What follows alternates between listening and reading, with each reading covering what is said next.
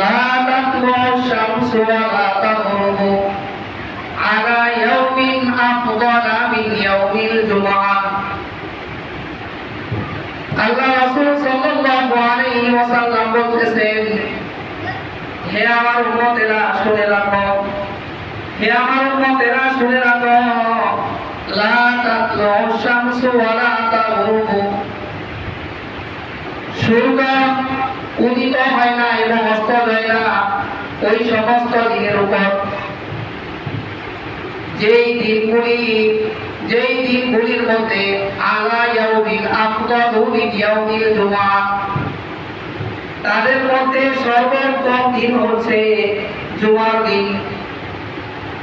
সর্বোত্তম দিন হচ্ছে জুমার দিন।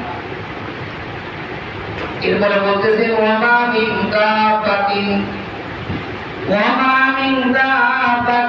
ইল্লা ওয়া হিয়া তাফসাহু ইয়াওমাল জুমআহ। দুনিয়ার বুকে যত প্রাণী আছে, যত চতুষ্পদ জন্তু আছে, সমস্ত চতুষ্পদ জন্তু প্রাণীরা এই জুমার দিনকে ভয় করে। এই জুমার দিনকে ভয় করে এই জন্য যে এই জুমার দিন না জানি কিয়ামত হয়ে যায়।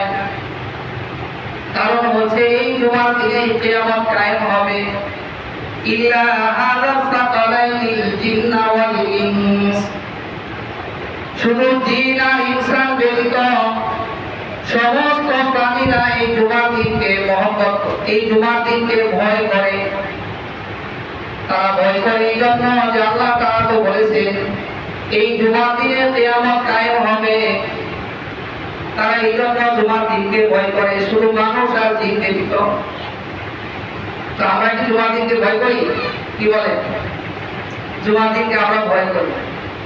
এইটা বলাই নাই আমাদের মধ্যে। আজকে যে জুমার দিন, এই আজকে এটা তো আমার মধ্যে নাই, কিন্তু আজকে সমস্ত দুনিয়ার বুকে যে পশু পাখি আছে তারা এই জন্য ভয় করে যে না জানি আজকে কিয়ামত হয়ে যাবে। এই জন্য আমরা জুমার দিনের গুরুত্ব আমাদের অন্তরে রাখি। আমাদের আকাবের বুজুর্গ যারা ছিলেন তারা জুমার দিনের প্রস্তুতি অনেক আগে থেকেই নিতেন। বৃহস্পতিবার থেকেই জুমার দিনের প্রস্তুত যারা নিতে থাকে।